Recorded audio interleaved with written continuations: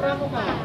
Selamat pagi kakak. Hari ini aku bersama dengan Pak Dr. Mula selaku Pamungsaka dari FPH Polres Palmerah ingin berbincang nih tentang apa sih arti SKK kesehatan kerja dan olahraga. Selamat pagi kakak-kakak sekalian ya. Jadi SKK kesehatan kerja dan olahraga itu merupakan bagian dari Krida Bina Keluarga Sehat. Di SKK kesehatan kerja dan olahraga itu kita memperhatikan segala aspek ya yang berhubungan dengan pekerjaan ya, terkait kesehatan dan keselamatannya. Utamanya adalah untuk mencegah risiko-risiko kecelakaan yang mungkin terjadi akibat melakukan pekerjaan tertentu.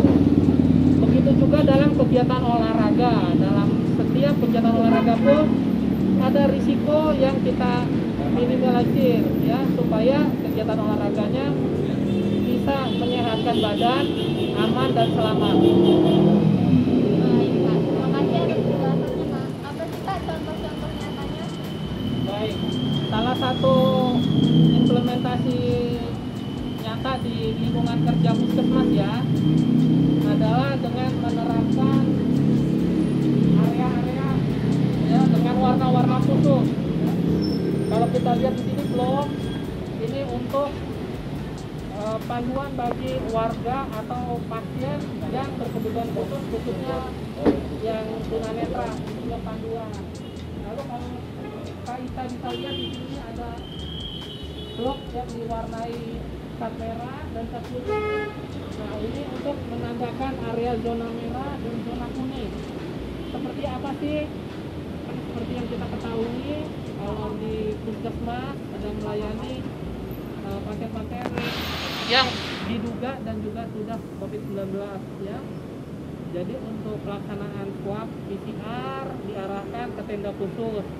Nah, inilah jalur kuning ini untuk menuju ke tenda khusus. Jadi nggak sembarangan orang menuju tenda ya, untuk mengurangi risiko terpapar infeksi. Tadi jalur tadi arahnya ke sini ya, bisa dilihat zona merah, zona kuning. Jadi nanti pasien lewat sini. Lalu kita lihat zona merah mengarah ke area tenda swab PCR dan di belakangnya ada poli ili. Poli ili ini poli khusus influenza like illness. Jadi penyakit yang seperti flu. Kebutuhan 2 minggu belakangan yang di swab PCR semakin berkurang ya. Mudah-mudahan dengan semakin gencarnya upaya vaksinasi dan juga disiplin prokes, kita bisa menurunkan kasus COVID dengan signifikan. Kak Ica udah divaksin belum ngomong-ngomong? Udah Kak.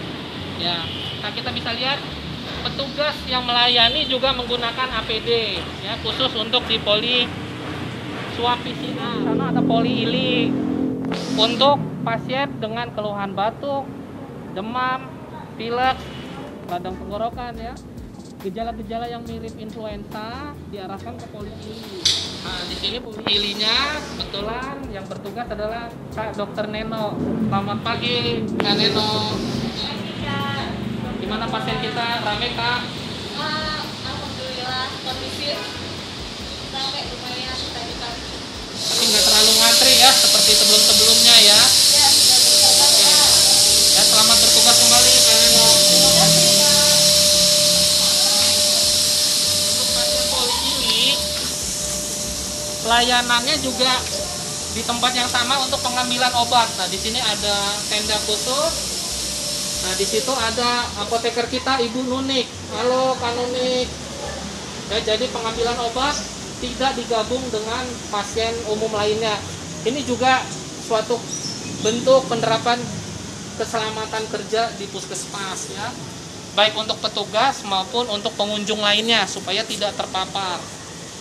Oke Kak Nunik, terima kasih. Ini adalah ruangan genset ya, generator listrik tenaga diesel, tenaga solar. Setiap puskesmas wajib, nah, karena ada operasional genset juga harus memperhatikan aspek keselamatan, termasuk untuk teknisi operatornya ya. Di sini Bapak bisa lihat, Mbak boleh Kak bisa lihat. Ya, ada peringatan menggunakan alat-alat APD yang terkait ya. Helm, sepatu pengaman, sarung tangan, baju kerja dan pelindung telinga. Genset kami ini juga sudah disertifikasi oleh Dinas Perindustrian dan Energi Provinsi DKI Jakarta. Jadi untuk operasional genset ini sudah dipantau oleh otoritas yang berwenang, yaitu Dinas Perindustrian dan Energi. Jadi aspek keselamatannya sudah memenuhi persyaratan. Ini juga yang nempel stiker ini juga langsung dari Dinas Perindustrian ya. Oke, kita ke dalam yuk. Kita batas ya Kak Isa ya. Nah, kemudian contoh lainnya adalah papan keterangan untuk prosedur keadaan darurat.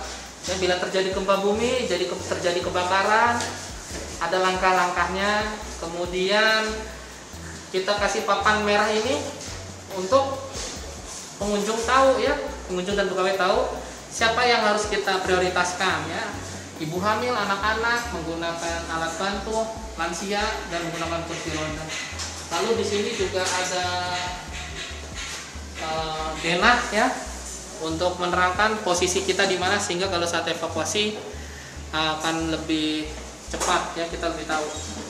Kemudian dalam masa pandemi kita juga menerapkan tombol menggunakan sistem touchless, tidak perlu disentuh.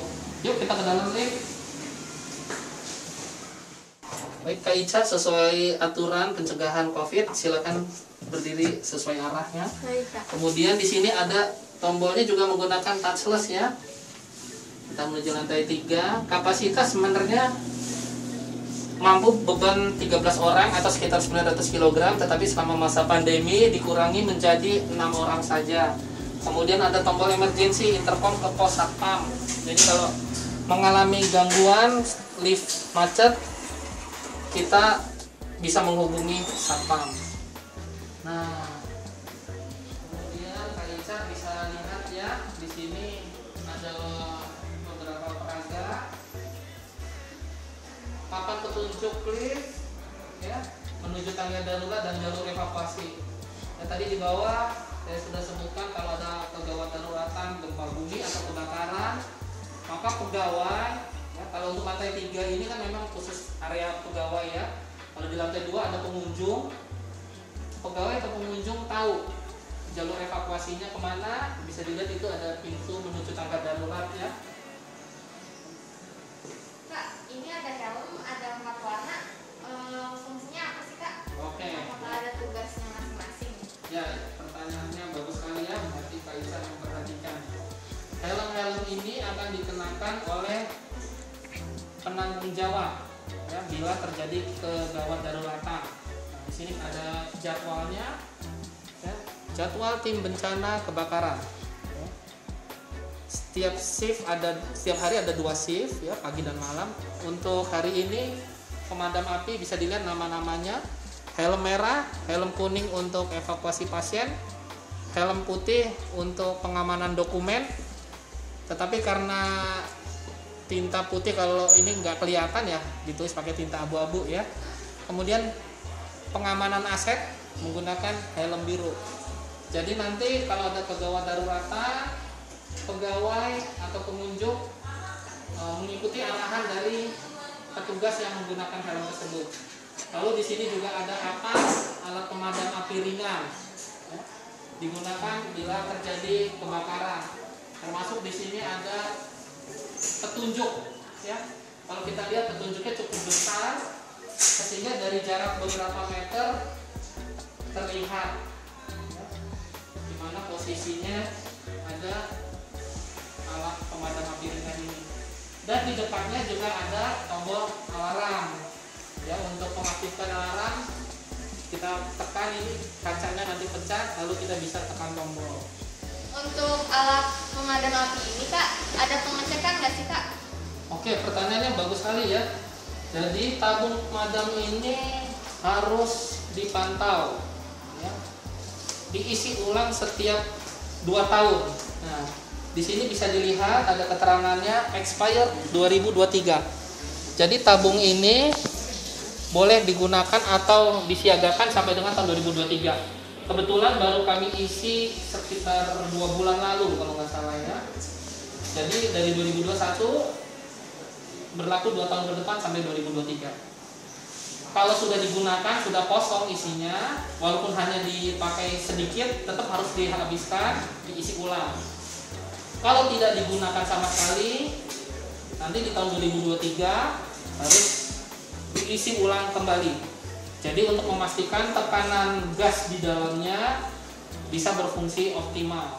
Kemudian contoh lain dari kesehatan kerja yang diterapkan di puskesmas yang paling nyata adalah menggunakan masker selama masa pandemi ini ya. Bagaimana kita ketahui untuk pencegahan penularan COVID-19, bila kita beraktivitas di luar rumah wajib mengenakan masker ya. Untuk apa? Untuk keselamatan diri kita sendiri dan untuk keselamatan orang lain yang ada di dekat atau di sekitar kita. Termasuk kita menjaga jarak seperti ini juga bagian dari kesehatan kerja. Jadi kakak-kakak jangan lupa tetap prokes ketat, pakai masker bila berada di luar rumah. Terima kasih Kak Dokter Mula atas penjelasannya. Ya, sama-sama. Semoga bermanfaat ya Kak. Amin.